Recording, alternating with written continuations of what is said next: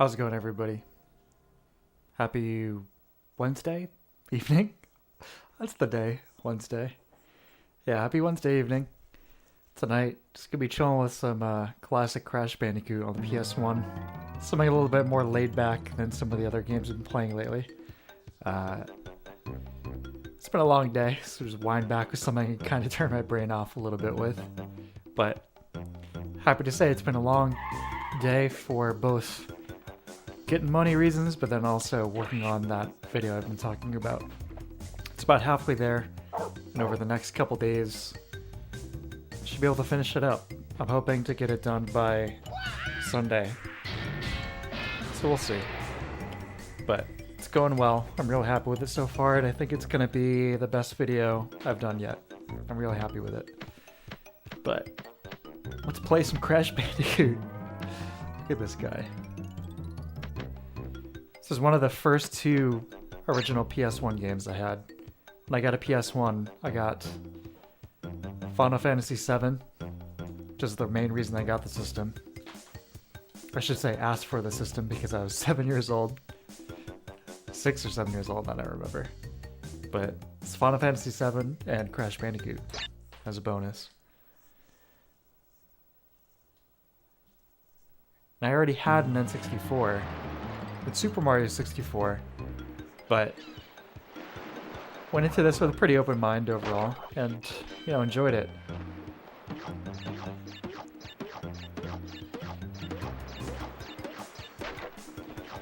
I think something that probably helps its longevity, or the fact that it's aged a little better compared to some of the other games of its ilk, is that it kind of took a different approach versus Mario 64. You know, it was in development at the same time for one thing, but kind of a different approach on doing a 3D platformer. You know, in some ways this is actually kind of more, this is closer to the gameplay of the 2D Mario games than what Mario 64 turned out to be. Now, I say that, let me put a big fat asterisk on the end of that, because I will take Mario 64 over this game any day of the week. All day, every day. But, you know, it's still a cool game, and it's still definitely something that felt fresh, you know, at the time. And it's still fun to play now. Or so we'll see anyway.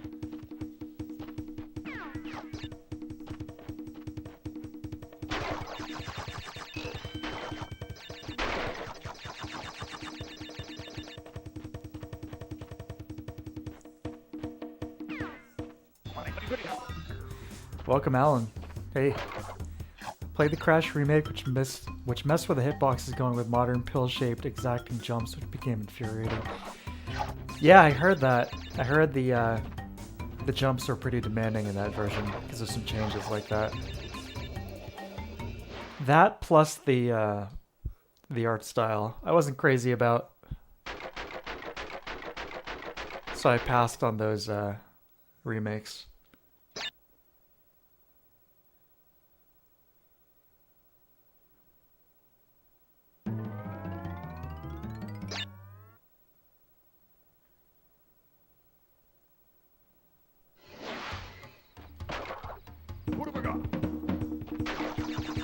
A little bit of the Crash Bandicoot lore, so to speak. They redesigned him for the commercial aspect, or I should say the retail aspect in Japan, to try and make him more appealing to Japanese consumers. In game he's exactly the same, but in some of the promo art he looks more, they gave him a little bit more of like a Japanese animation look. You know, solid black pupils instead of like the colored irises. Things like that.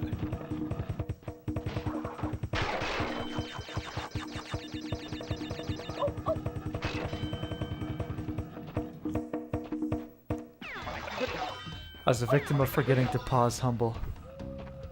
Pause humble. I'm not sure what you mean there. I thought that was a typo or something.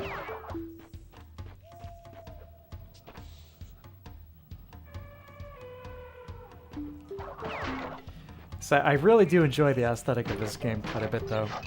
The environmental aspects, the music. Crash himself, he's not bad. He's okay. But I like the more like straightforward kind of jungle aesthetic this one has versus some of the sequels.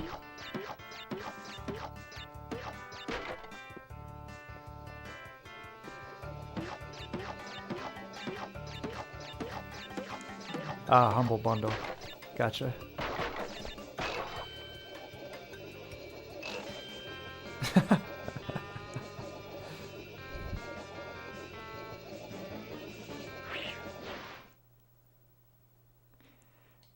I wish... Hey, you can see, guys, see some of my other PS1 saves here. Do we have room for Crash? We've got Final Fantasy VII, which is always going to... This is the same memory card. It's not the same files, but it is the same memory card. So I guess it's fitting that I've got some save files from that game here in the number one spot. Star Ocean 2, Tekken, Symphony of the Night, Die Hard Trilogy, another classic, Tekken 2, Tekken 3, X4, Parasite Eve. Look at all these classics. Final Fantasy 8. This is a newer one, Dino Crisis. Dino Data. Oh man, what a system. Can we overwrite any of these though? Or do we even want to? Yeah, we don't need that Castlevania save anymore.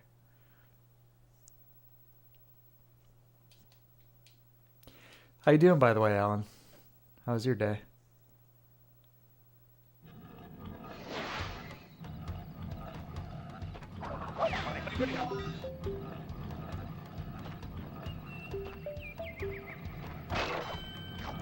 I like those slow drifts of the feathers when the mask gets destroyed.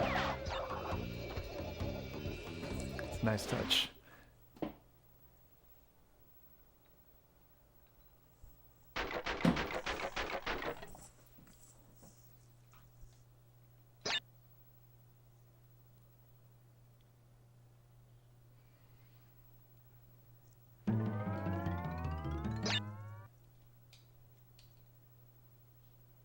Yeah, this track I enjoyed a lot, the soundtrack.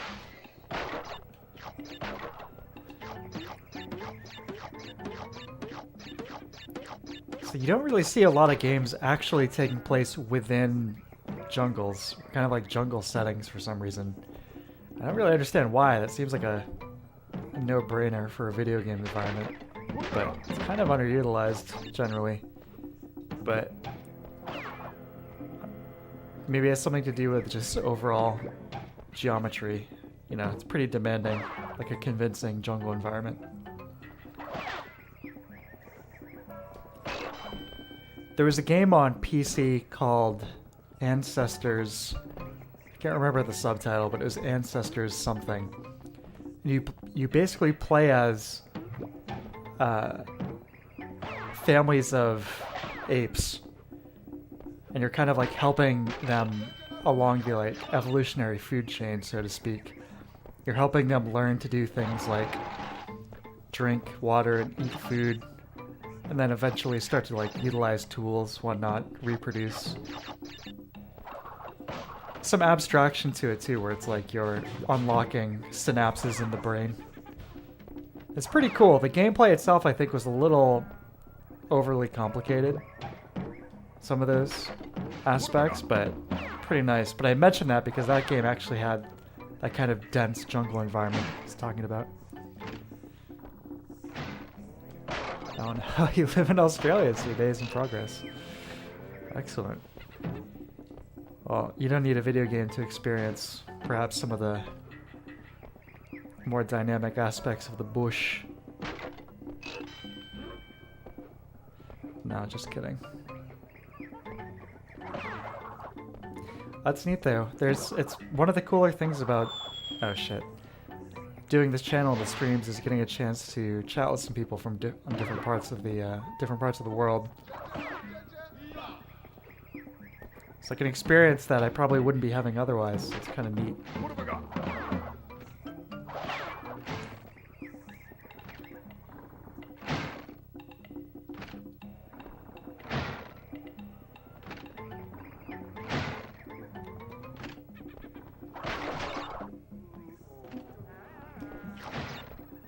So yeah, we have redback spiders in our apartment building. I don't know specifically what that is, but it sounds probably terrifying. Yeah, we're gonna jump on these guys. That vocal part on this audio track is really nice. I like that.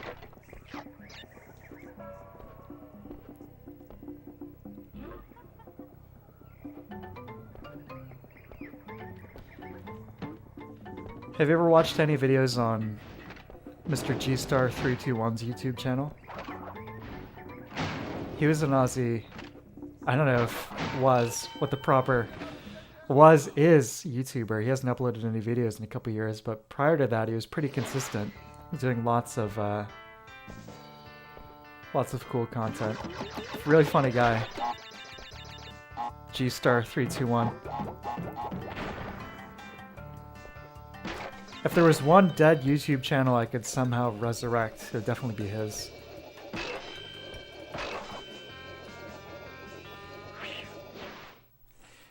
He covered a lot of the Mortal Kombat games, and one of my all-time favorite playthroughs on a game on YouTube is his playthrough of MK Mythology's Sub-Zero. He's he's almost like the Australian version of the Angry Video Game Nerd, except without trying to be. You know, like, I don't think any of his stuff was scripted. It's just he naturally got that pissed off. It was incredible. He started that playthrough. He's like, I think this game is really underrated. I think this game's actually pretty good. I think it's underrated. And then about 50% of the way through, you can tell he's starting to turn on it. And then by the end, he's just like, forget everything I said. This game is awful. This game is junk, terrible. Don't play it. Incredible. No, he was really funny. I live in New England in the United States, which is overall pretty moderate climate. Not too many crazy animals here. Not too much to worry about. The biggest threat from animals where I live is probably driving in country roads at night, like a moose walking into the road.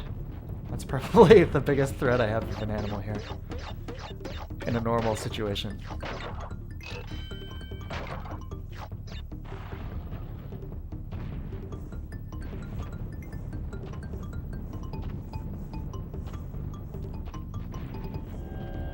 Oh, but Hugh, hey, welcome. Also, what? It's hot diarrhea, but if that hot diarrhea had sex with a moldy sandwich.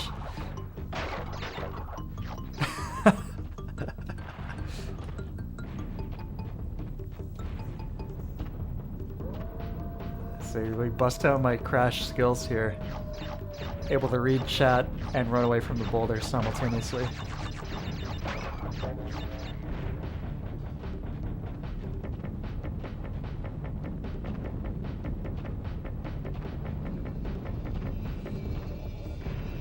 Oh shit! Something AVGen would say. Yeah, that sounds about right.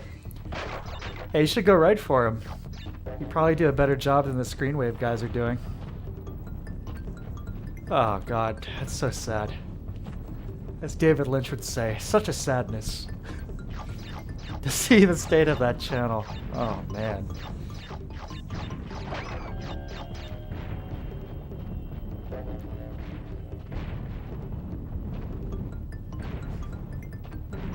Welcome, by the way, man. Good to see you. Oh! Right at the end. It's alright, we got plenty of lives.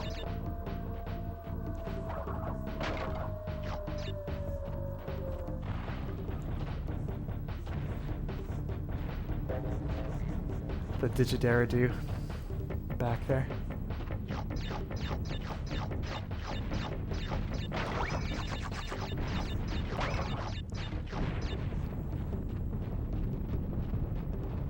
I think it's a nice touch how they keep Crash's eyes illuminated in those darker scenes.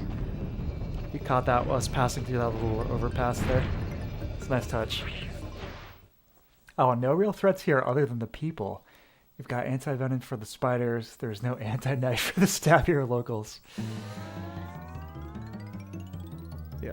The most dangerous game is man, after all. Yo, I'd love to. You got any clout so I could get in? I wish I could say I would. But if I did, I'd be doing everything I could to get James to write his own scripts again. James, listen. If you're listening. I know you're not, but if you were. Write the scripts. I'll handle the editing. I'll handle the editing. You gotta let those guys go. Okay? I'll even hold my breath and take care of your social media. You gotta get rid of this green wave, guys. They're bringing you down.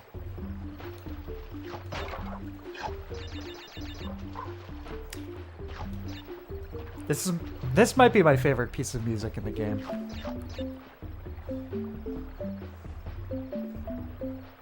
It's just very pleasant, nice little marimba melody.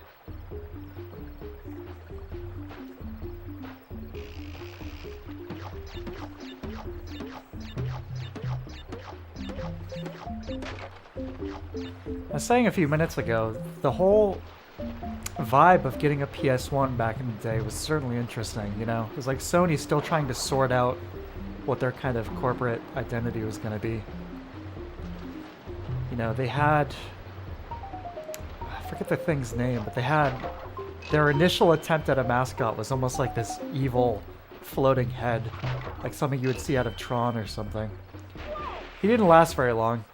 I think by the time Crash and FF7 rolled around, you know, they were confident enough in the games they actually had to start just relying on that marketing.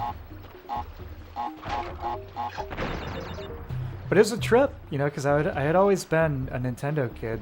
You know, I had my friend Kevin, who is, you know, my exposure to Sega. He had a Genesis, but at home it was just NES and Super Nintendo, and then N64. But that fateful day I saw Final Fantasy VII on somebody else's PS1, it was all over. I had to have one.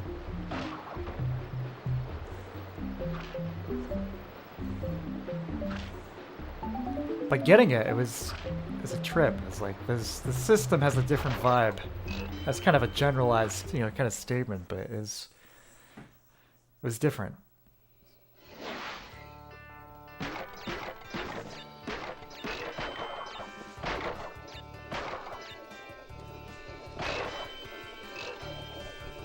See.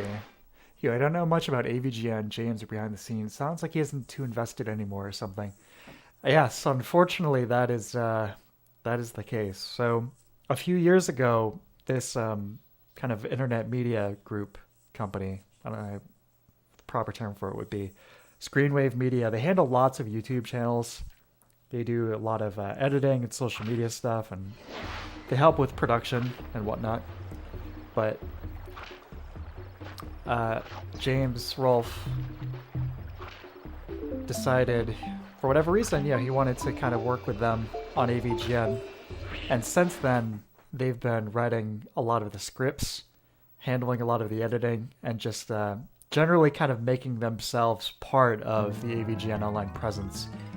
So if you ever look on Cinemassacre, they were doing like rental reviews, which was just kind of like a rip of Half in the Bag or Best of the Worst or whatever. Or their new like podcast thing. All of those like guys that kind of came out of nowhere ended up replacing a lot of like the cooler dudes, in my opinion, that had been there for a bit. Like Bootsy and then even Mike.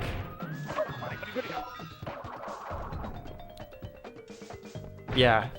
James Rolfe has less of a actual hand in the total creation of AVGN at this point, unfortunately.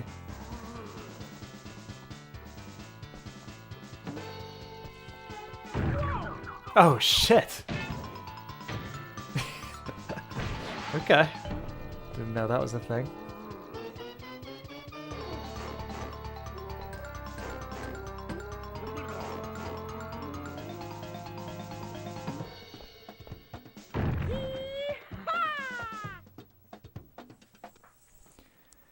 You remember the first trailers for the PS3 being some surreal baby doll creepy thing?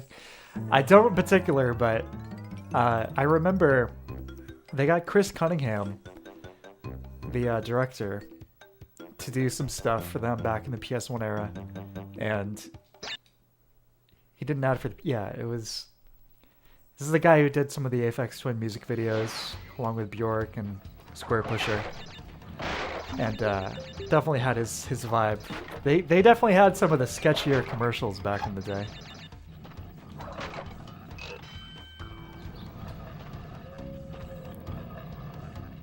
It's a shame. Yeah, it is. I mean, there's a pretty clear difference, you know. I think it's really started around 2017, 2018 or so.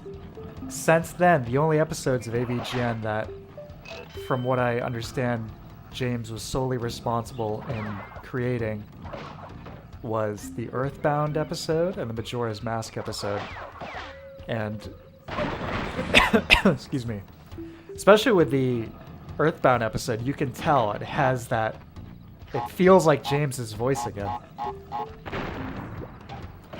Yeah, and I agree absolutely. It's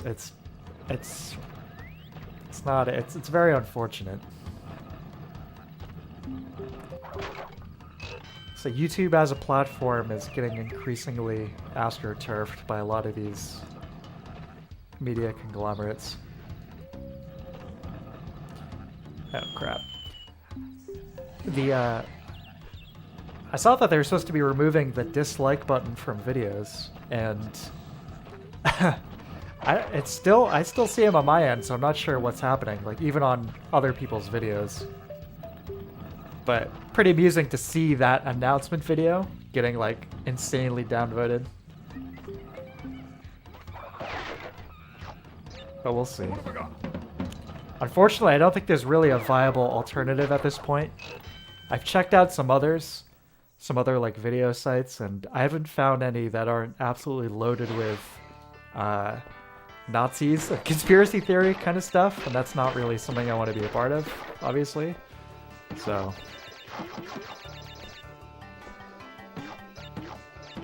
we'll see what happens.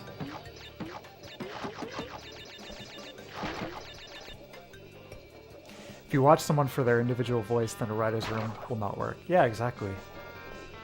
It's pretty simple.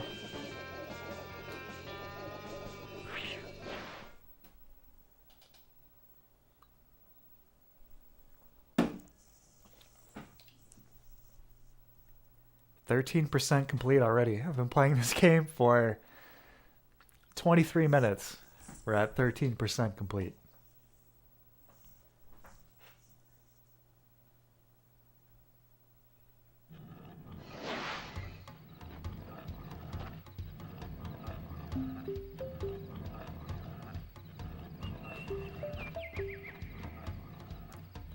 It's the first time I think I'm playing this game on any kind of... I've said this a few times now for games on these streams, but any kind of decent audio setup. Playing with headphones. Hearing those rolls in stereo go back and forth. It's nice. Anyone out there watching this who doesn't have like an adequate audio solution when you're playing games or watching movies or anything like that, you really should. People put a lot of work into that stuff, and you're really missing out. I know that sounds obvious, but trust me, your TV speakers are not doing you justice. Even for older stuff.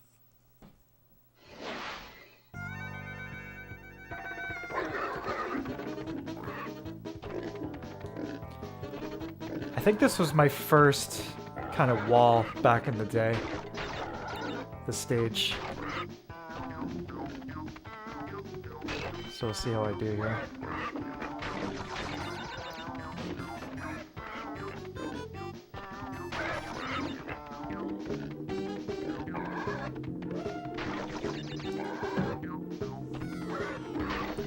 Is this the 3D equivalent of the Battletoad stage? Not really.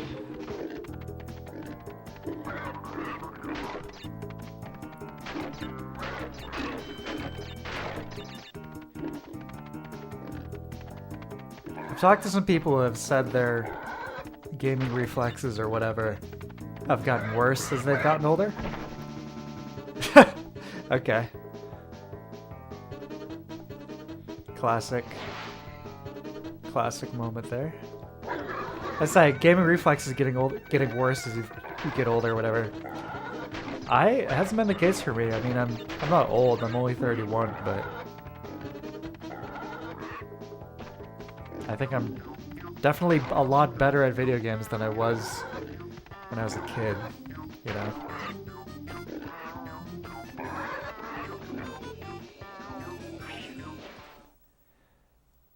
Oh, and I think the YouTube Twitch duopoly was secure when Microsoft folded Mixer. Yep, you're right. 100% glitchless speedrun confirmed. Yeah, I don't know about that.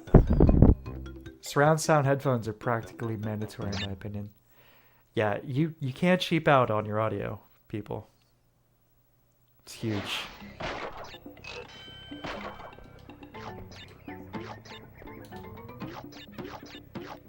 I remember this being a pretty long level, but we'll see.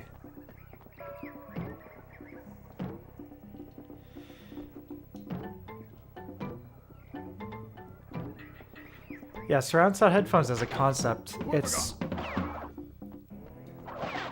it really depends on who's making them. It's like, you are essentially working with, you know, a very limited spatial amount of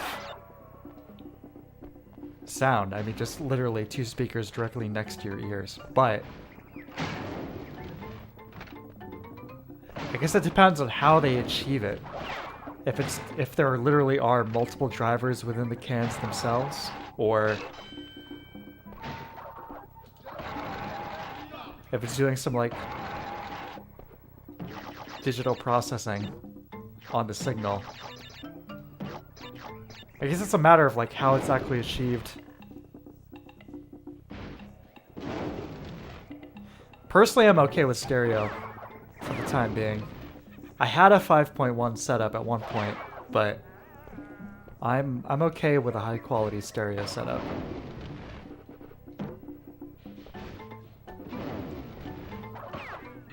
my 5.1 setup, let me describe this, okay? I had... It's like when I built my first gaming PC at the age of like 16, had a job, had money, no bills. Like, let me build a gaming PC. And I did, and I bought a 5.1 PC setup from Logitech. And, you know, this is in my bedroom. I had no way of, like, elegantly setting this up. So I straight up had speakers, like, duct taped to the ceiling above me. Oh shit. Yeah, my duct tape speakers above me, front and back.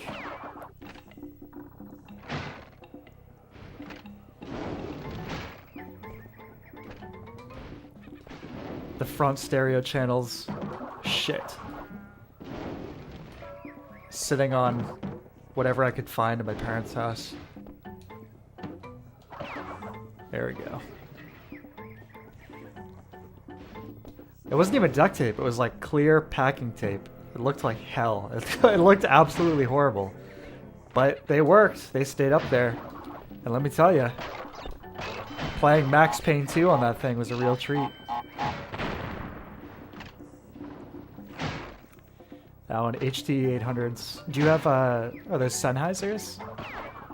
Because I've got the 600s, if so. Mix on those. No,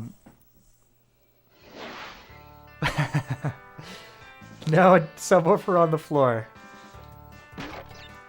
They come up with some kind of like suspended chain solution. Though that would have been interesting. What was I gonna say? When I'm streaming here, though, I'm using a pair of Corsair Virtuosos. They're actually a really good headset. Pretty solid. You know, they sound nice and mic's pretty good. Big improvement on my last headset. And overall, yeah, I'd recommend them for sure. Had no problems with them, knock on wood. Yeah, Sense. Yeah, definitely a brand I usually recommend to people. It's like when they're looking at bows, or God forbid, like you said, Hugh, Beats or whatever. Like, please do not buy that shit. Look into Sennheiser.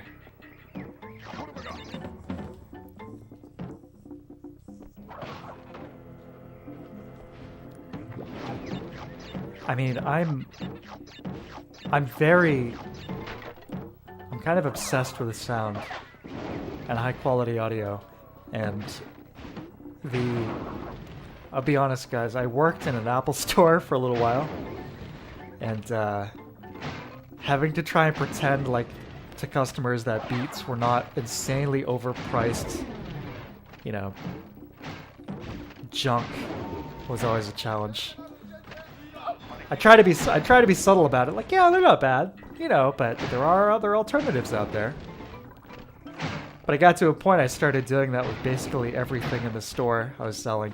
It's like, yeah, you could buy this $2,000 MacBook Air, or, you know, you could buy this $400 Chromebook, which will accomplish the same thing.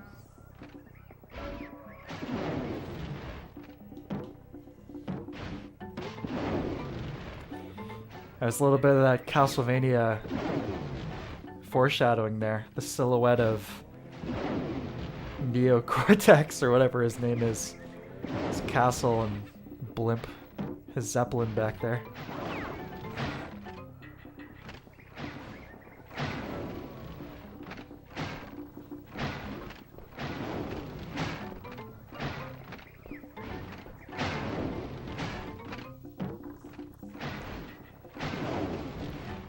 Look at the chat again in a second. A little bit of a hairy situation here, as you can see.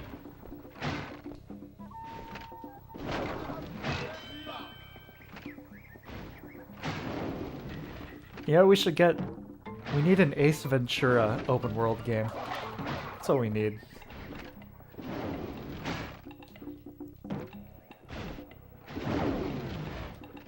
Or Steve Irwin open world. No, let the man.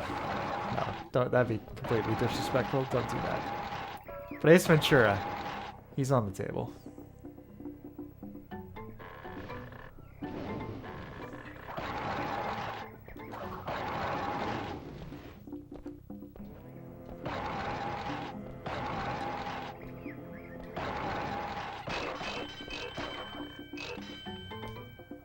Oh shit. Alright, look at these here. Let's see, I think the best generally regarded headset is the PC30X Drop X Sennheiser. No, I haven't seen that one. Then again, I haven't been in the market for a while, so I haven't like looked at anything relatively recently. Whoa. Let's see, I haven't used a headset since a little while. Discrete cans and mics, so fewer points of failure. Yeah, fair enough. This Corsair headset is kind of like right price, right place, right time for me kind of thing. So I've got a few different setups for my stuff.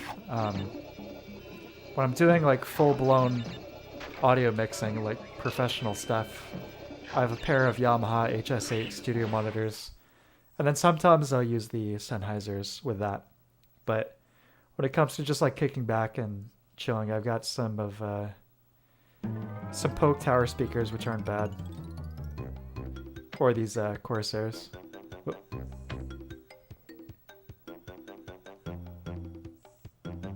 Up the creek.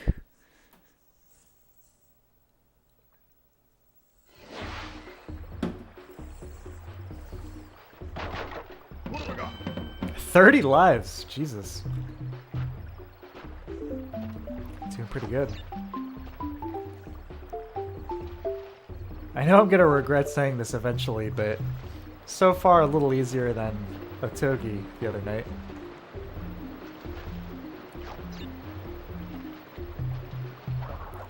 I do want to finish that game, I'm really starting to hit a brick wall. Shit. So the game, I think, unfortunately requires some degree of grinding. You can't just play through it.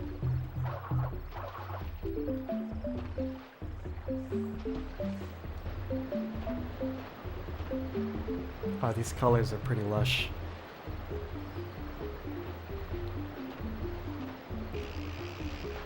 I've got some potentially very big expenses in my next few months here, but including a potential like $3,000 car bill. But I've been wanting to upgrade my SLR for a while, and I've been looking at the Sony a7 III. It's a beautiful camera.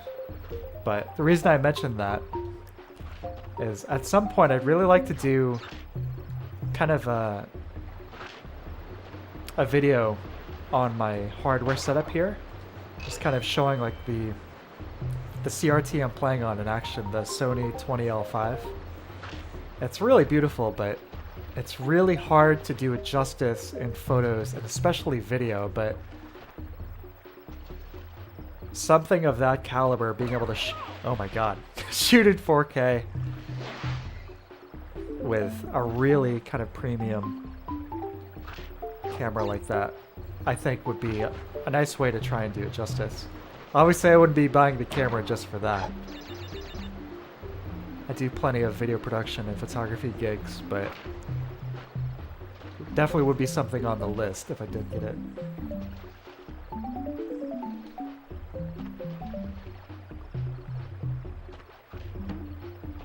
Poor monkey.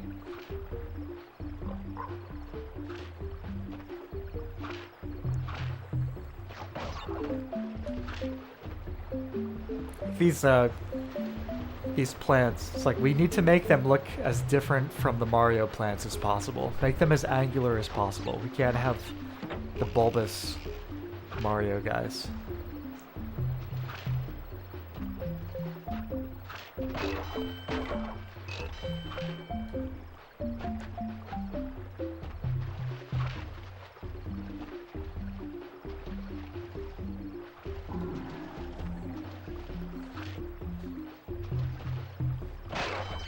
Yes.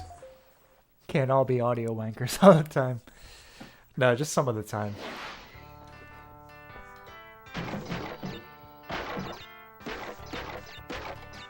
Yeah, it's just about finding that line, you know? What you're willing to, you know, compromise with. And you don't, I mean, there's so many good options out there that nobody has to have crap audio, and you don't have to pay a lot for it. But the presentation of audio in certain forms of media can drive me nuts sometimes. I think I was talking last time about, I might have mentioned it last time, that the newest, speaking of Australian media, the Road Warrior Mad Max 2. Oh my god, what am I doing? Completely botched the original theatrical audio on the recent 4K release of that, to the extent that it's actually getting recalled.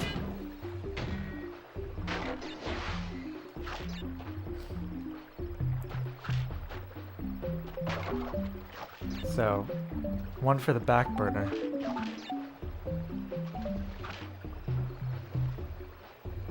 It's too bad. Really excited about that one. But I also just picked up Full Metal Jacket. I was on sale. Grabbed the 4K of that. Looking forward to that one, obviously. Huge fan of Kubrick. And from what I understand, they generally do him justice on home video. You know, they don't dare to mess with him too bad, fortunately.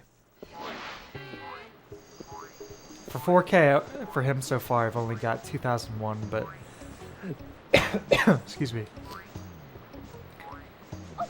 Not too many of his films are on that format yet. It's 2001, Clockwork Orange, Full Metal Jacket, and The Shining. Just another one I'll be picking up soon.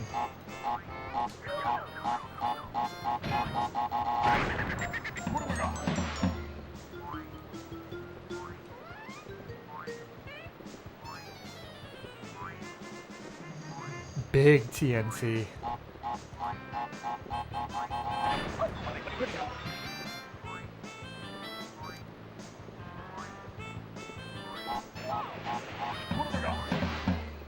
Can we get Naughty Dog to go back to making games like this, please? I mean, this boss is... Oh my god. Good thing we've got all these lives to burn through.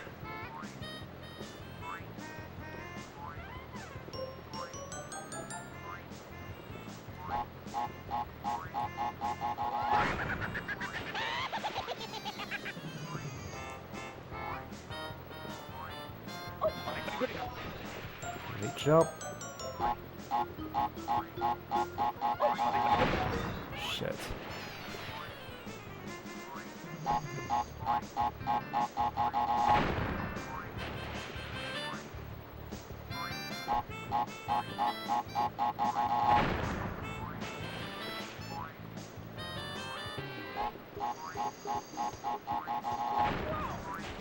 Pwned myself.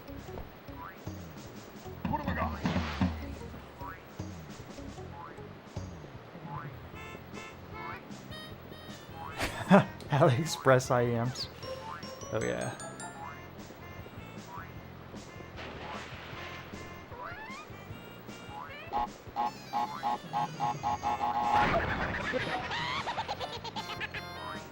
No, only poorly paced film games where the gameplay actively detracts from the story are attempting to portray. I think that is the truth, unfortunately.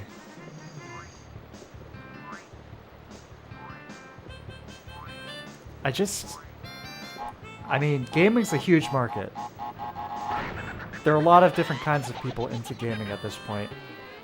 But it does blow my mind that games like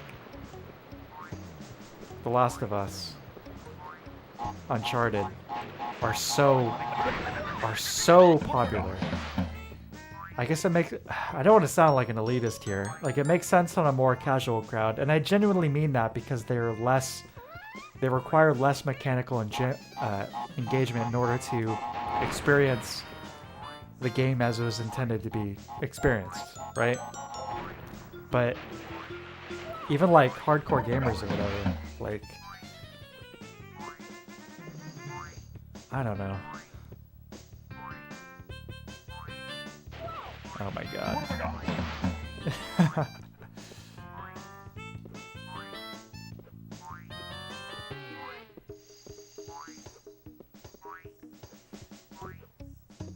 Isn't there an Indiana Jones? Somebody has the Indiana Jones license. They're working on a game right now, right? Or am I thinking of James Bond, the Hitman guys? Or is it both? Is it Bethesda? I'm trying to remember this correctly. Is it Bethesda who has this Indiana Jones license right now?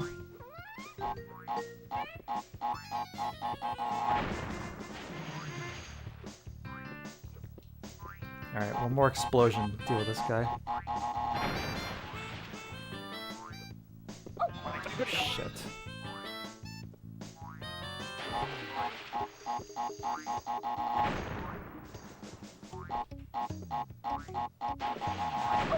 Damn it.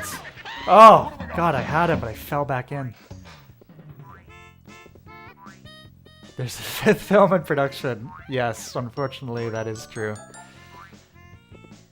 Indiana Jones and the Escape from their retirement home. Do you guys want to take any bets? Let's play some bets. Though this will be the last Harrison Ford Indiana Jones movie. Hopefully. You want to bet within 5 years we get a reboot with Chris Pratt as Indiana Jones? Mark my words.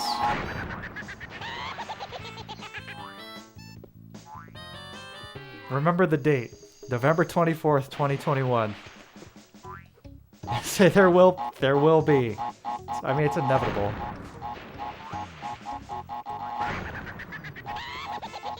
There we go. Pwned him real good. But yeah, I think there is a game in development under the Bethesda umbrella for indie.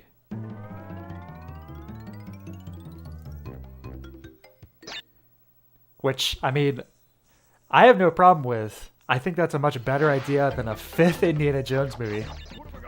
I think that would have been a better idea than the fourth Indiana Jones movie. Oh, man. It's like 4K is like, obviously I love those. I love the original 3 films. But you want to buy the films in 4K? Well, you're getting Crystal Skull, whether you like it or not. It's like, what? You think we're going to say just the original 3?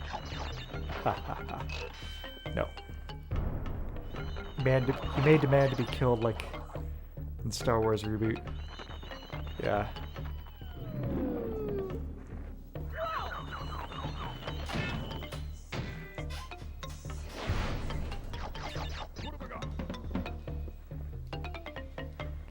We'll come back under one condition.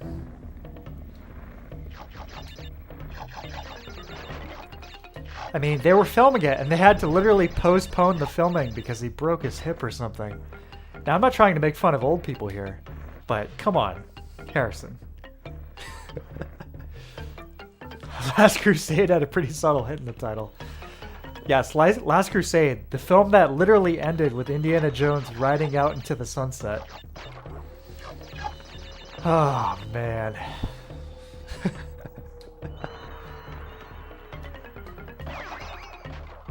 When there's $1 to be made, integrity be damned.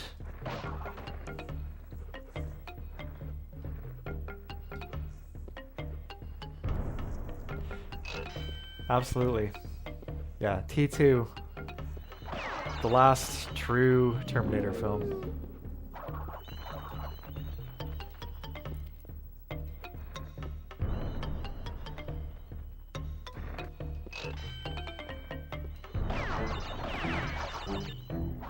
And Aliens. Oh yeah. Almost every franchise you can think of. The curse of the unnecessary sequels. What's the Spaceballs line? The quest for more money.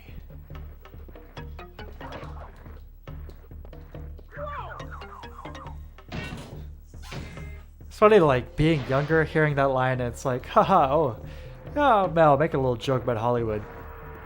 And it's like, it's truer than ever.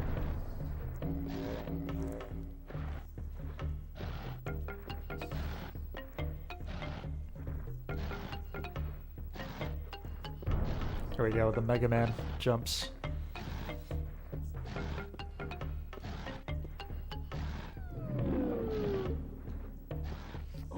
Excuse me. What was I gonna say? Oh yeah, a million films that didn't need sequels that got them. And many, many, many more films that deserved one and never got it. That could have genuinely, not just as a cash-in, but could have genuinely gone on to build on an existing story.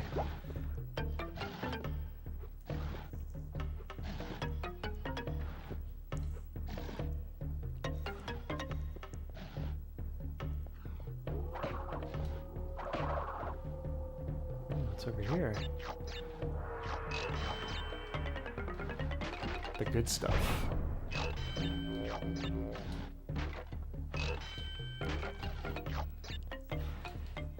Do you prefer Terminator 1 or Terminator 2? Because obviously it's one of those two films. Kind of go back and forth. I think as I've gotten older, I've come to appreciate the first Terminator more. Whereas as a kid, you know, it's like all about T2, but T1 I think as, for me at this point, is a little more going for it. They're both high quality movies, obviously. Oh! I like the grittier edge of T1. It's the overall vibe, the cinematography. I mean, everything from the grainier film stock to the darker kind of tone.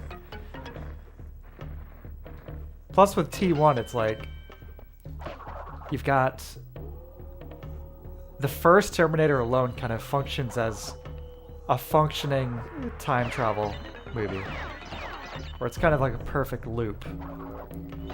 T2, as good as it is, it kind of messes with that.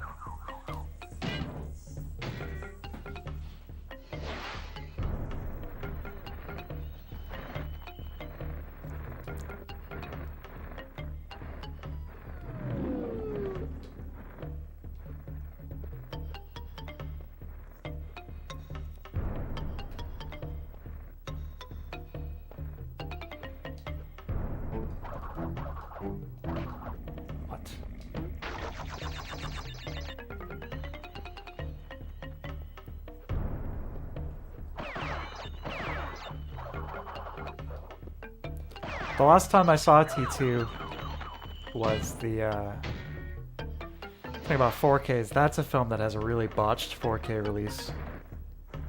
They went absolutely nuts with the digital noise reduction. All the characters look like Madame Tussauds wax museum. Whoops.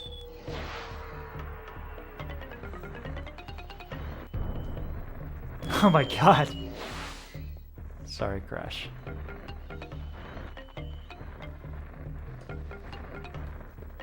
Ooh, okay. Don't forget you can move in air while in midair.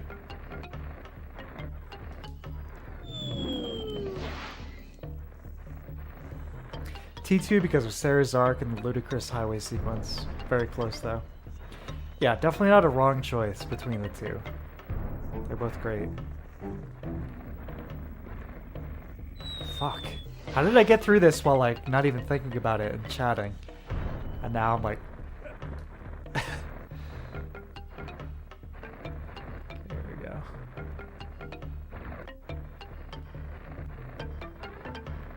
Is there actually a rhythm to these things? There we go, yeah.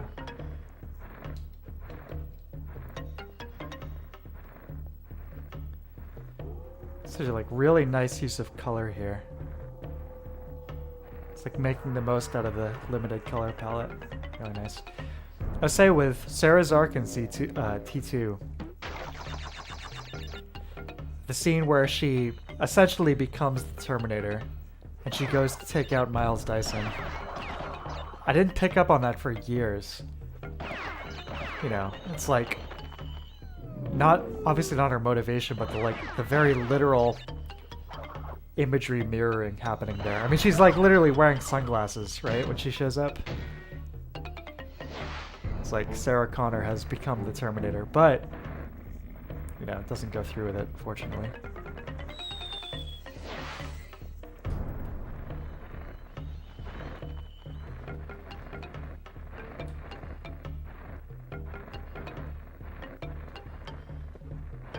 Come on. Oh, shit! Alright, need focus for a moment here. Burn right through all those lives.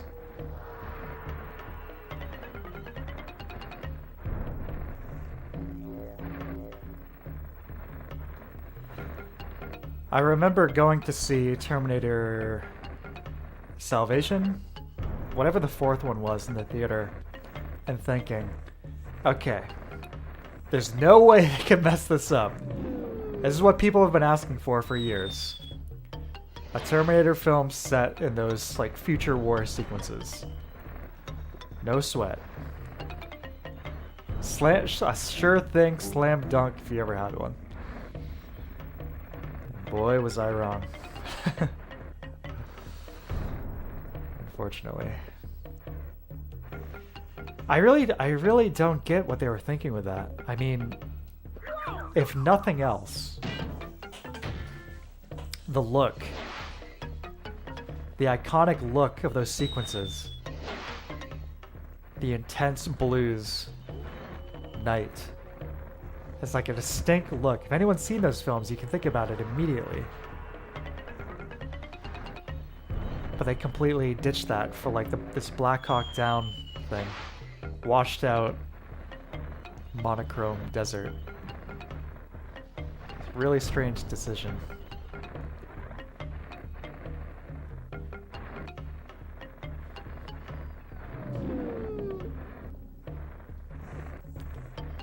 Oh, and yeah, and how she shapes John into the Terminator, the erasure of childhood in the nuclear playground. Yeah.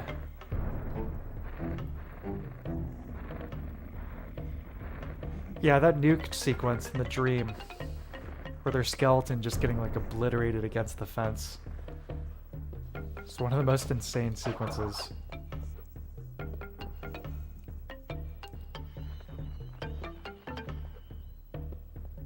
Very, very intense.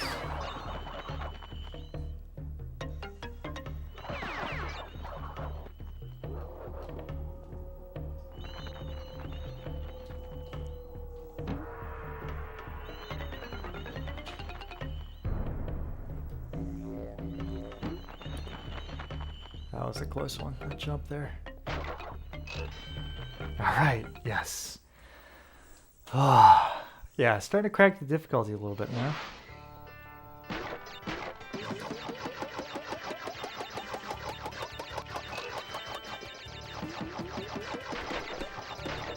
Whoa. Not risking that one. Not as consistent as T1 in maintaining tone and tension. I love the ambition and highs though. Yeah, T1's pacing is pretty hard to beat. Not a lot of downtime. Have you seen the, there's like a deleted scene from the ending. It's not much, but it's basically Sarah getting like reeled out on a stretcher from the factory at the end. They like load her into the ambulance and everything. And there's like an upwards pan and you see that the factory belongs to Cyberdyne. It's pretty interesting that James Cameron had that concept in mind even before... Oh shit, whoa! It's a miracle! Now James Cameron had that concept in mind as far back as T1, but for some reason decided to not include that scene for whatever reason. It was like pretty significant. Sabotage, yo, hey, welcome buddy. Good to see you. How you doing? We're just chilling, playing Crash Bandicoot and talking about Terminator. But yeah, if you look up that deleted scene, it's straight up Cyberdyne Factory. Off to a good start in this one.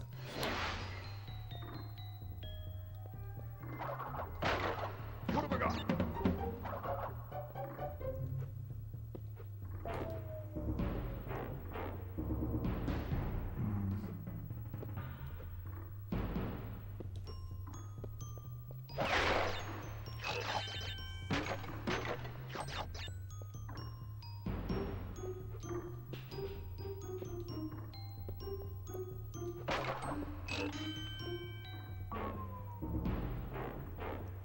Yeah, the perfect loop of T1 is definitely a part of its appeal to me, though, for sure.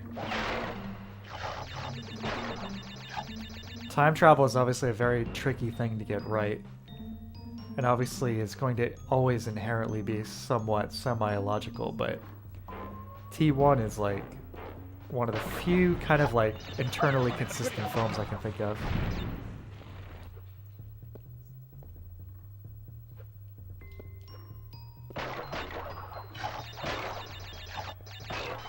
Oh, it's fun to try and wrap your brain around. Like, it's pretty straightforward, I think, with the exception of some people... Oh, what was I doing? Certain folks like the original father argument for John Connor. The way I look at it, it's like you have to understand. It's like no matter if how do I even explain this? It's like Kyle Reese was always John Connor's father, because despite the fact that he's like getting sent back in time in the future, he's going back to the past. It's like they're not two separate locations. It's like it doesn't matter where that action, originated from. In 1984, in the past, Kyle Reese impregnated Sarah Connor. He was always John Connor's father. Oh, hey, Mouse. Welcome. How long have you been streaming? About an hour. What's up? Not too much. Not too much at all. Talking about Terminator. Yeah. I love Crash. My mom actually got all the boxes in this game around when it came out. Nice.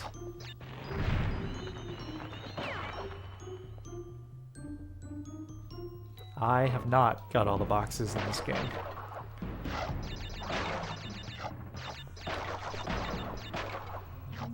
Definitely a cozy game, for sure.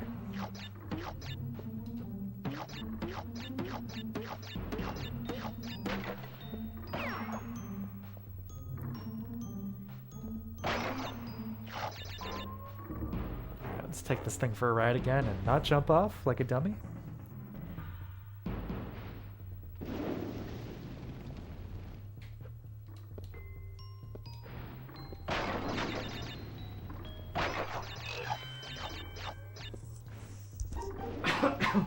Excuse me.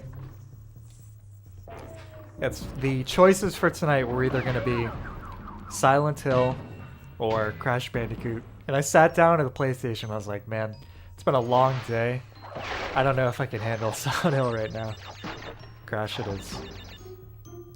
But I'll be playing through Silent Hill 1 on here sometime in the next month or so. Believe that.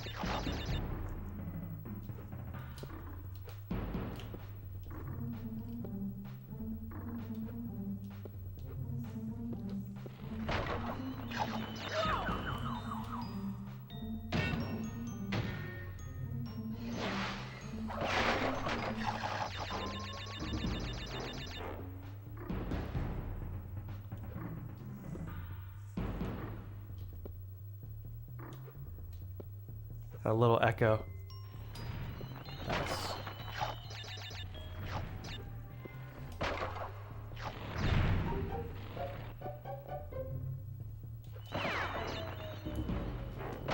Almost fell for it again.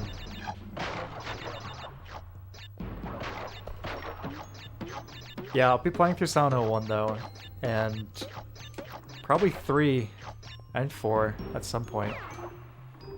When I do those, I think I might do PC versions just to get them in nice, like, crazy high fidelity. It's like, those are the kinds of games that do upscale really, really well. It's really not too much of a downside.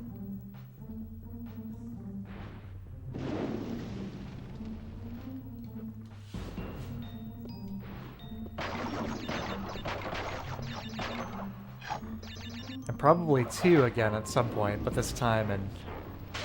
Oh my god. This time in, again, higher resolution. I've been thinking about this stuff a lot recently. It's like, how far should you go with 3D games pushing the resolution before it starts to compromise what the original intended look was? It's like, these are games that had really high quality modeling to begin with, to the extent that the lower resolutions of the PS2 weren't necessarily doing them justice, you know, in some instances. But on the other hand, given the overall kind of aesthetic and vibe, the kind of grungy, low resolution look can sometimes be, you know, kind of flattering. Silent Hill 2 is in kind of a weird spot with that.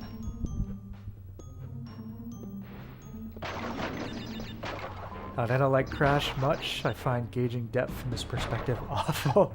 It's definitely a little challenging. Yeah, that's for sure.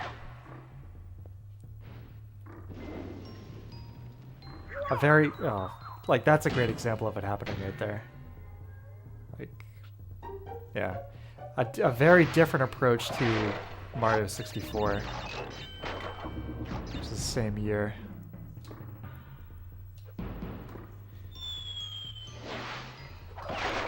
I read an interview a couple years ago with one of the devs for this game, talking about being at the same E3 with Miyamoto and Mario 64, and kind of like, you know, They're both kind of checking each other's games out.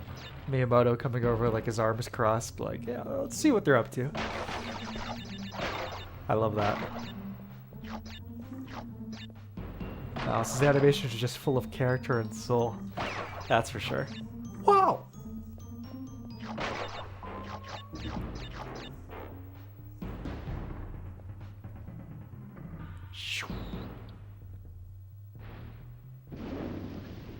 I definitely like Crash's look in this game over that remake. It kind of emphasized everything I don't like about it. But I like the simplicity here.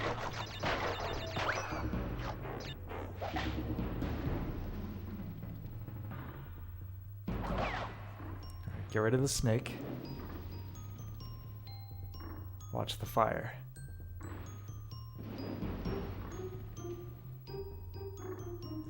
Timing very tight here.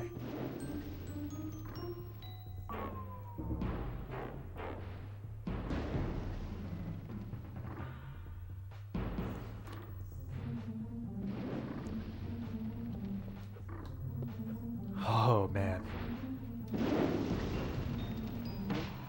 Imagine if I missed that jump. How insane would that have been? How do you keep your confidence after seeing Super Mario 64? I mean, it's like, okay, at least they're on a different system, you know what I mean? This has its appeal. I mean, like I said earlier, I'll definitely take Mario 64 over this, easily. What have I got? But I'm sure Sony was really happy to have this.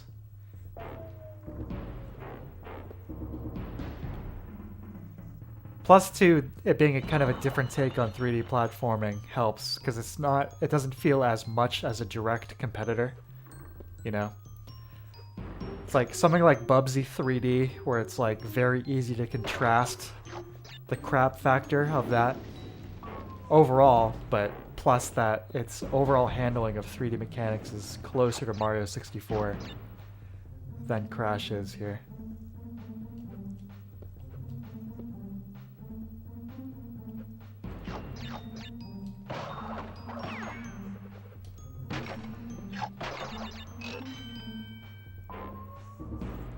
Definitely, this look is classic. I don't think it can be outdone.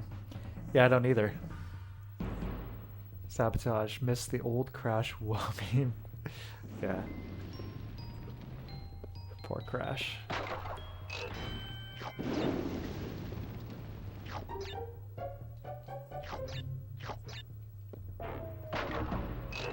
Just throwing the one-ups at me, eh?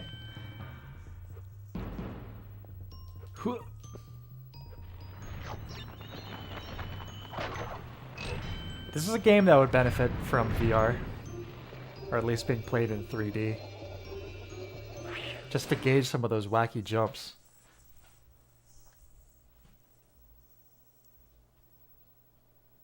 We made it. That's a long level. Road to nowhere.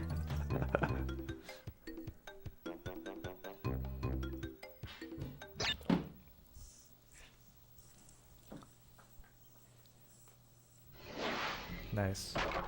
What have I got? Danger. Yeah, no kidding.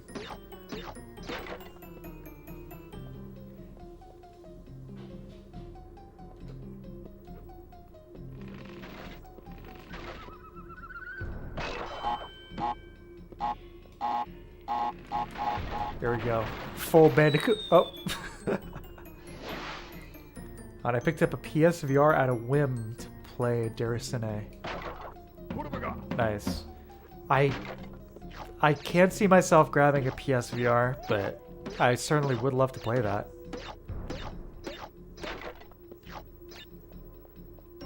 I'm tempted VR at this point. I just think I might wait for the next generation batch of PC VR headsets before I make the plunge. Like, the Index, you know, that seems really compelling, but it's already... How many years old is that at this point? And they still want $1,000 for a complete setup? I can't swing that. The last one I was looking at was the HP Reverb, I think G2 or something like that, but the reviews all said the included handset sucked. Like it was like the highest resolution headset, but the actual controls were bad. So it's like, oh man. I don't want to have to compromise. I don't want to have to pick a good headset or good controls. I just want good everything. Imagine that.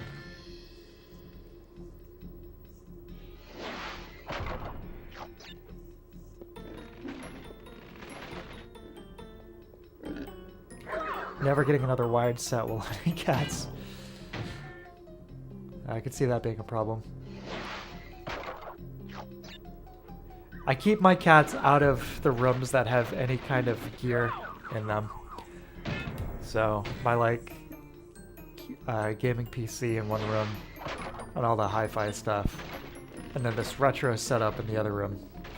It's a no cats allowed zone. Wait a minute. Wait a minute. Did I just land on that rope?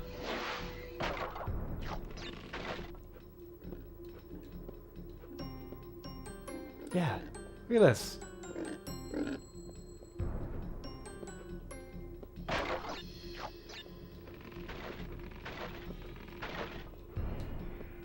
The secrets they don't want you to know about.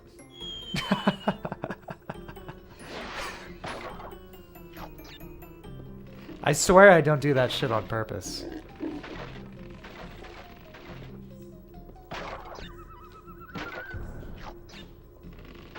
Tail steps. Oh man.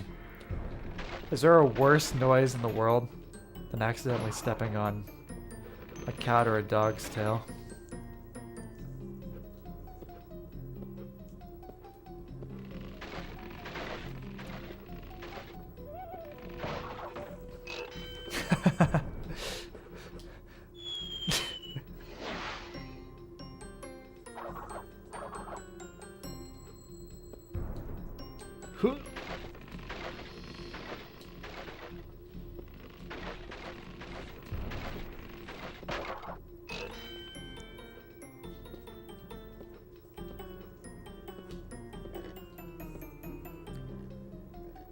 Now, this VR is still pretty new, so I'm sure better stuff will come out. Kind of reminds me of when FPS games became a thing and looking with a numpad was considered okay.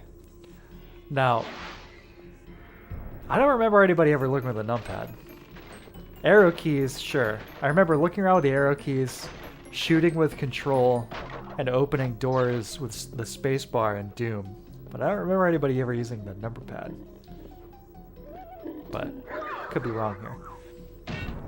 VR is still pretty new, so I'm sure better stuff will come out. Yeah. I think hopefully next year we'll start to see some more reasonably priced and high quality sets. I want to get back on this rope. There we go. What? What is this? There's an invisible wall here. Come on, guys. Okay.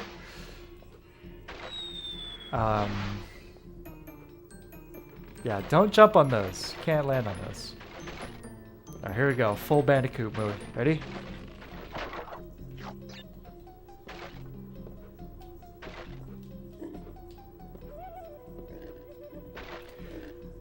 Never mind the boar who's just running over space there.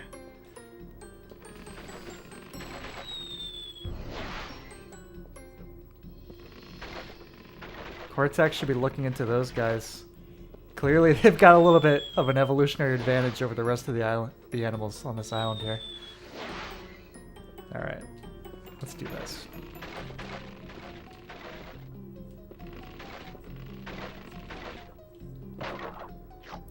One apple.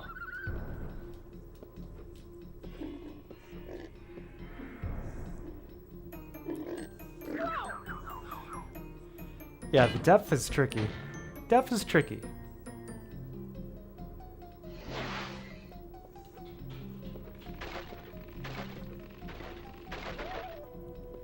Alright, here we go.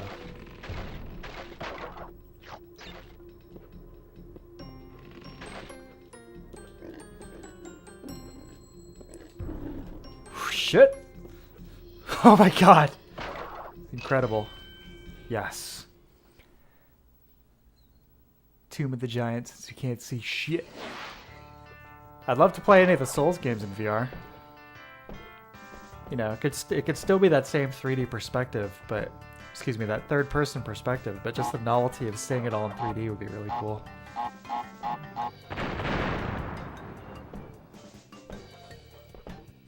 Arrow keys. Sorry, I misremembered, but still looking at keys. Hey, no problem.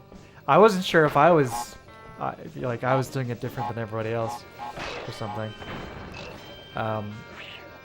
Yeah, it's funny. It's like the mouse was right there, but it was like, what? Why would you use that? Why would you use that? Who would use a mouse to play Doom? That's my Jimmy Stewart playing Doom impression. Oh. Not now, boy. I'm playing Doom. Hot new game from id Software.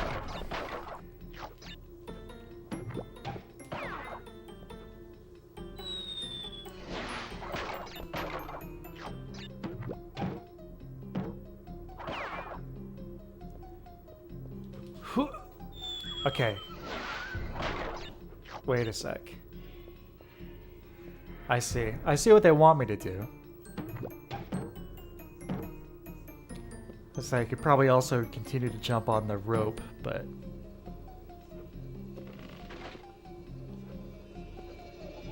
Yes! Let's leave this godforsaken level.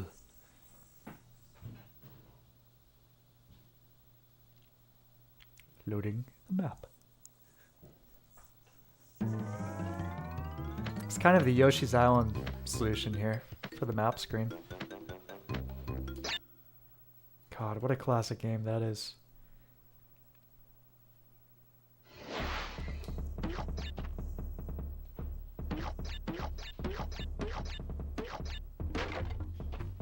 Like I mentioned in that post last night, I finished Super Mario RPG, and it was a beautiful, wonderful experience, as much as it's ever been. One of those games that I feel like I just enjoy more and more as time goes on. I love all of those Super Nintendo JRPGs. I'm crazy about them. But I texted a friend of mine afterwards. Nintendo, you know, his favorite console is a PS2, and obviously these things are subjective. You know, I was just joking around, but man,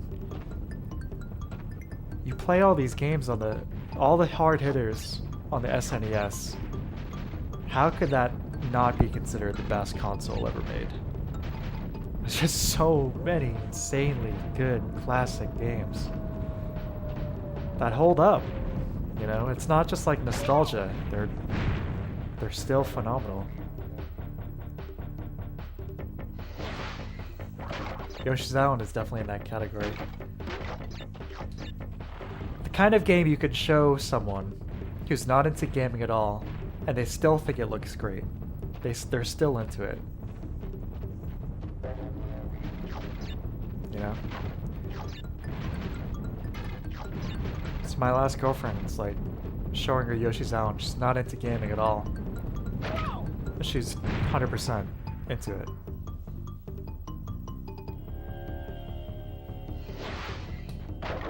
We didn't even get all of them. Right. I mean, you guys, correct me if I'm wrong, but Australia, you didn't get a bunch of the ones we got in the US, right? So like you ended up missing out on even more.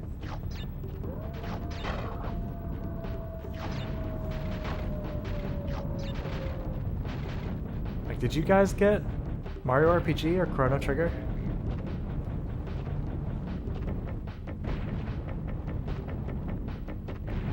But yeah, Seiken 3. I haven't finished it, but what I've played of that, I think it's an even better game than Secret of Mana. I would take it over Secret of Mana any day. West in general, right? Yeah.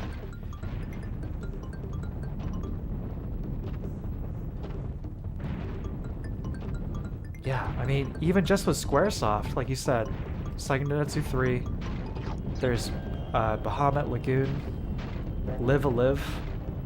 Or Live Alive. Oh god.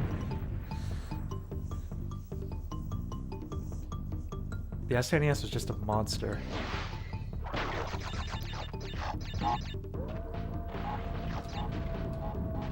There is something in common with the SNES and the PS2, I think, where not just like the sheer amount of great Japanese developed games, but where they both kind of represent game devs mastering a particular era of game design. So like they cut their teeth with the NES and the Master System, stuff like that for the 2D, and then the capabilities of the SNES and their experience really afforded them the ability to make some really top-notch games. And then a similar thing going from the first 3D era with like N64 and PS1, and then going on to the PS2 where again they've got the skill set and expertise in working in the third dimension. And as a result, putting out some really high quality titles. That being said, overall, I'll definitely take the JRPGs on the PS1 over the PS2. I think it'd be a pretty hard argument to make that the PS2 had better RPGs. You had Final Fantasy X, you had Nocturne, and some of the other Shin Megami Tensei games, but FF7 through 9, Xenogears, Chrono Cross, lots of great games. But as great as those are, they still not quite as good as the SNES.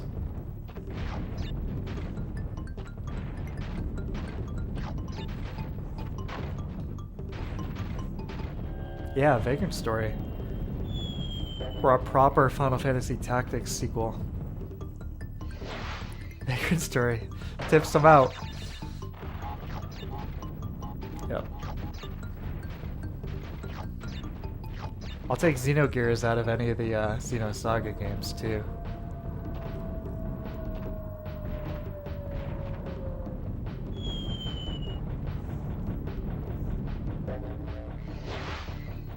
I'm starting to actually run a little low on lives here.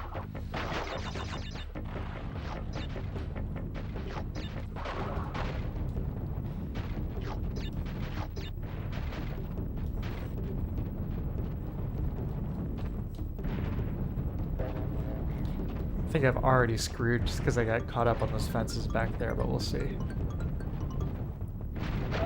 Yeah.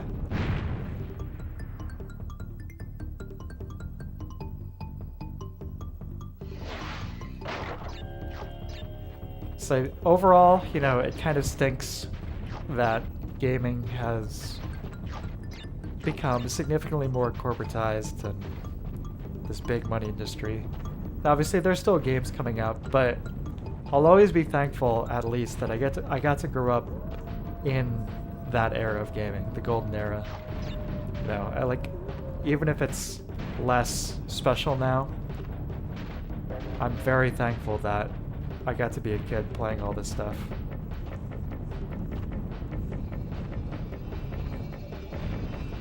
Yes, excellent. Yeah, Suikoden 2, how could I forget?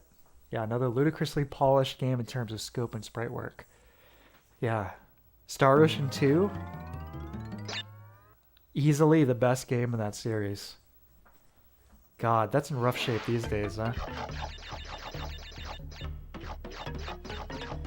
The newest trailer for the... there's like a new trailer for one of them, the newest game, about a month ago. That's just, man, that series has fallen in hard times.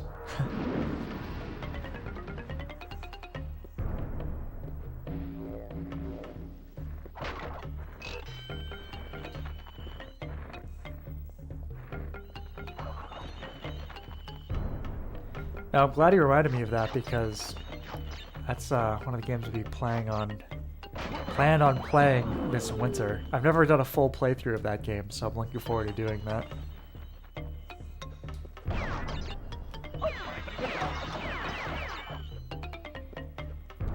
I've got a lot of great games to play, which again I'm thankful for. Both the old tried and true classics, but then also games that I either didn't finish or just, didn't play back in the day. So, pretty happy about that.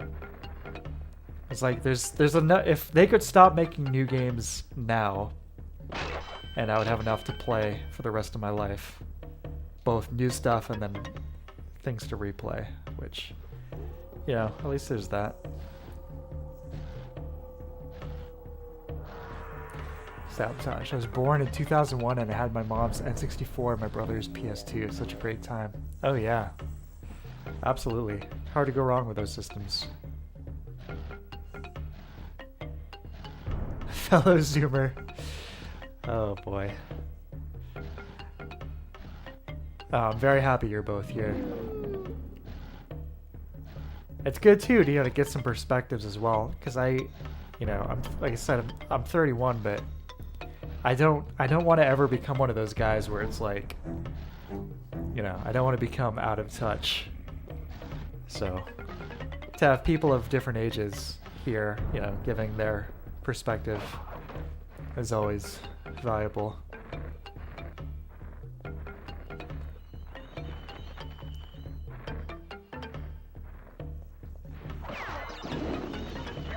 Shit. It's one of the reasons I'm so attached to Demon Souls, other than just its sheer innate quality, is because it kind of came out at a time where I was really starting to lose interest in new video games. I still liked all the older stuff, but it seemed like less and less new games were coming out that had any appeal to me. And as I've said before, when I was first playing Demon Souls, I was, my initial reaction was like, oh, it's alright, to like rage by the first time I was going up against the Tower Knight. But shortly after that, when it clicked, it's like, this is incredible. It's like, this is what new games can be like. And it kind of kept me on board with gaming. As far as newer games go, anyway.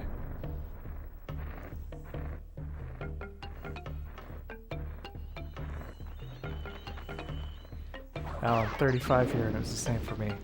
Yeah, right on, man. I've talked to a lot of people who have felt similar.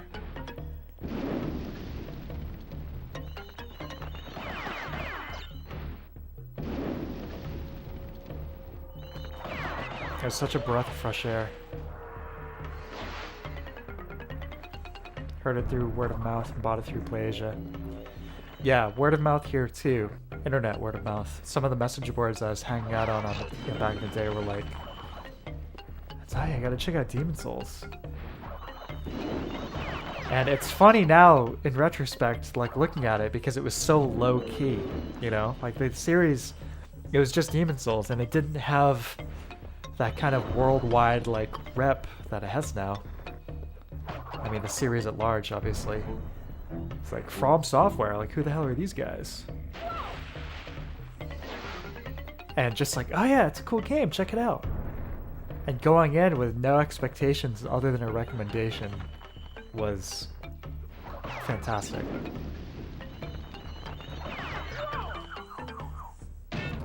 Sweet art book I wasn't expecting in the order too. Oh, I would love to get my hands on that.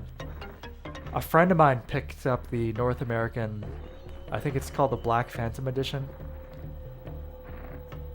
And I would love to buy that off him, but I'm sure he probably realizes what it's worth.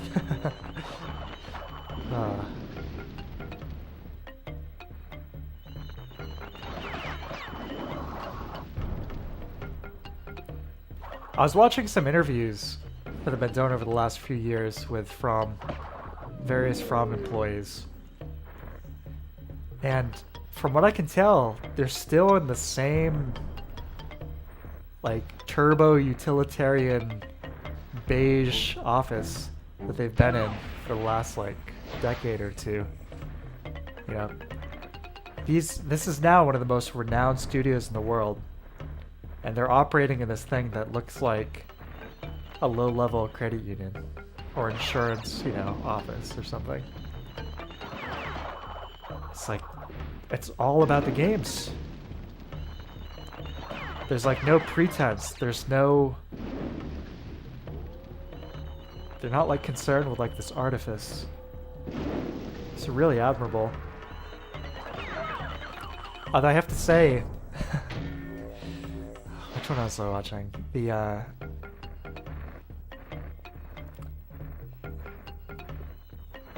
trying to remember her name. Kitamura. An interview with her talking about the, you know, like working on the music for Sekiro. And she's in the same, that general, like, open concept environment as the rest of these developers. Except, you know, she's got a bunch of instruments and a keyboard on her desk and stuff. And, it's so low-key, you know. She straight up has her second monitor stacked up on top of her audio interface box. You know, like...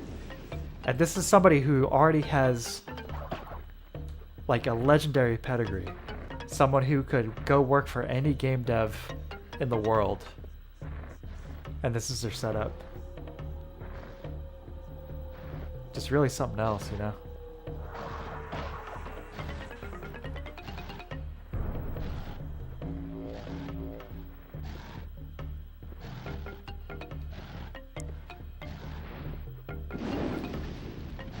So Japan is honestly completely soul-crushing. I have friends in game devs at Sega, and there's paper piled up everywhere according to them. It's definitely an interesting vibe.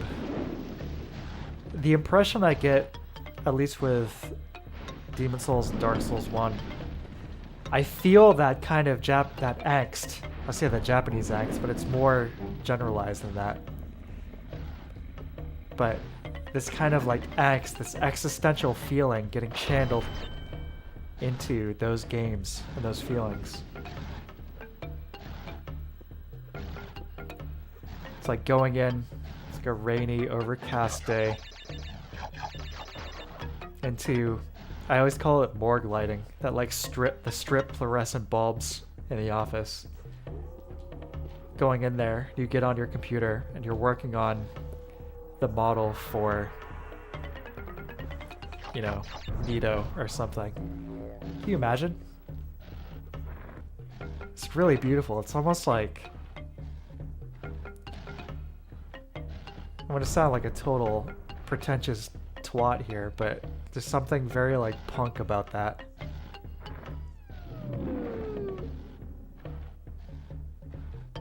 They're not working in these like cozy, glorified, you know, Google offices. These like somewhat kind of harsh places, but not letting that be a deterrent or maybe even being an asset to their creativity.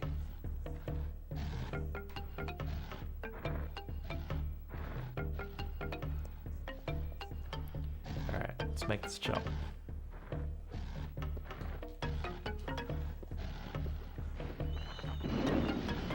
Yes.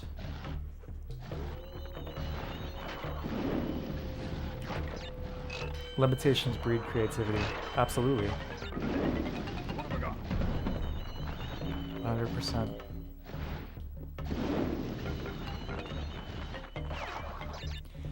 Yeah, there's been a lot of conversation about asset reuse in Elden Ring. And as I've said before, for me, it's... I had to get over this initial kind of feeling of... I was expecting something... What am I standing on here? What is this? I was expecting something a little more different gameplay-wise than Souls, but if the reuse of those assets allowed them to create this huge game within their budget and not having to compromise on other things, then ultimately I think it's fine. Be clear. Sup? Hey man, how's it going? Just hanging out, playing some Crash Bandicoot, talking about all sorts of different things.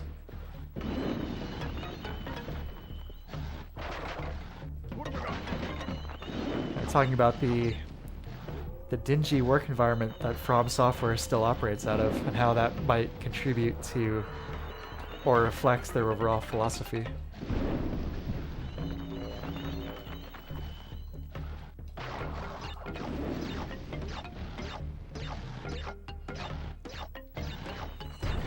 They're like the cubicles in Office Space. It's not a limitation so much as an oppressive and outdated setup with random boomer shit in your way. Yeah, it's a good way of putting it.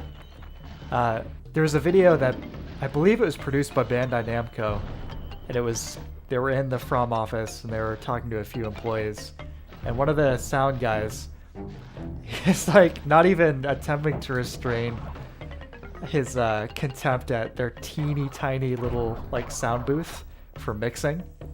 He's like, this is definitely the smallest sound booth in all of Japan. Whoever the guy in charge was, one of the bosses, he's like hosting. He's like kind of laughing, but he's also, you can tell he's a little like, you know, stop saying that shit. They still have to do the shitty drink with the boss stuff too. Yeah, exactly. Yeah. Wait a minute. Gotta grab the Unabaga over here.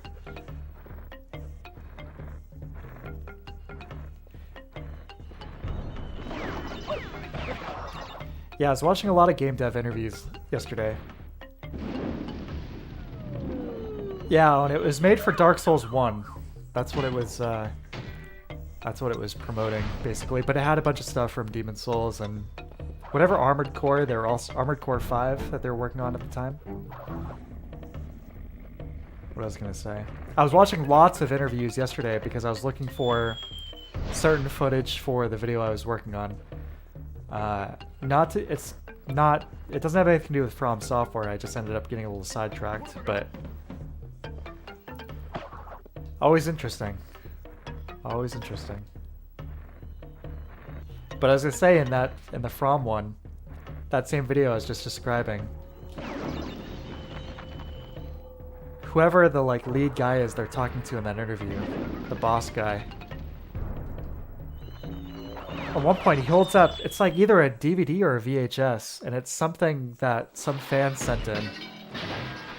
And it's a playthrough that they did of Demon Souls using basically like the slave set, so like the broken wooden shield, the broken sword, and I guess they did some kind of themed playthrough, filmed it, and mailed it into From Software. And they made a custom like box art for it too.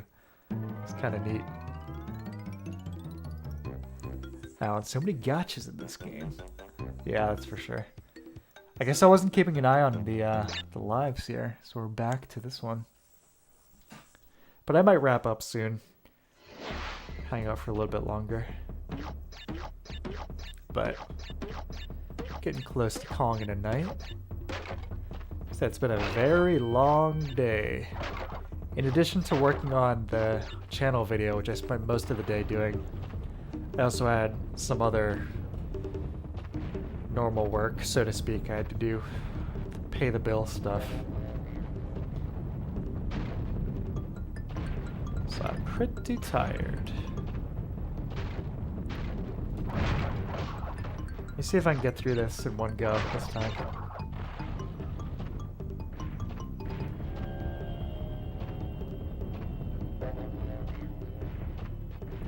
I've got the power of the Digidare on my side.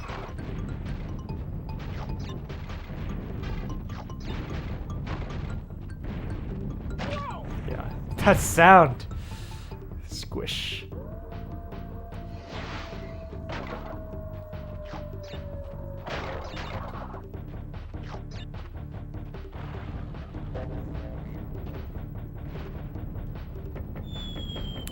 Yeah, this is what starts to happen. Fading fast.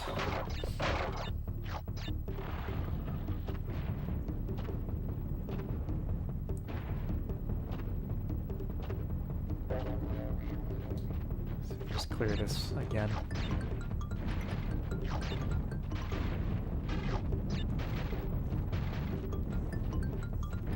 The boulder is playing VR.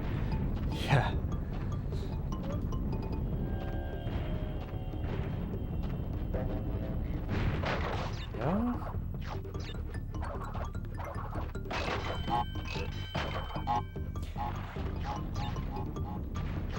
So, as I mentioned, I was looking for interviews.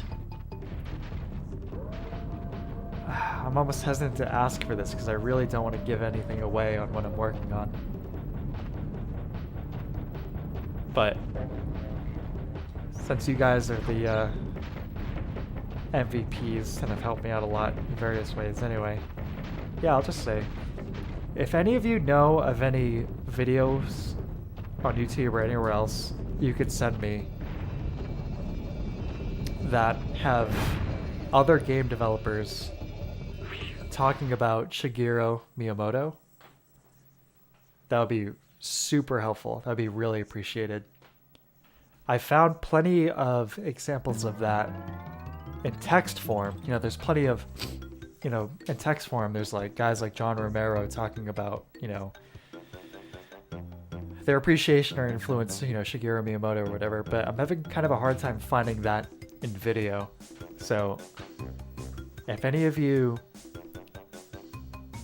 know of any examples of that, you know, just, you know, post a comment on this video or whatever, because that would be extremely helpful. But that's gonna do it for me for tonight, guys. I'm gonna sign off. It's been fun revisiting this game, though. It's been a while since I played some Crash. Oh, and I was gonna say I have some old magazines.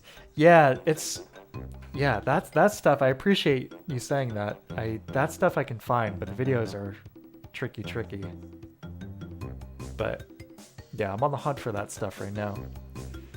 But yeah, so again, if you didn't catch it earlier, I'm working on and finishing up this next video. I will have it done by the next stream on Sunday night. So sometime in the next couple days.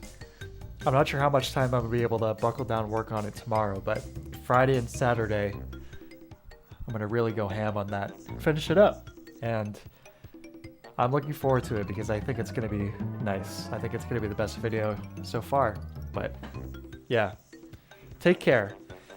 I hope everybody has a nice evening. If you're going to do anything tomorrow for Thanksgiving in the States or whatever, enjoy, be safe, have fun, take care, and until next time, adios.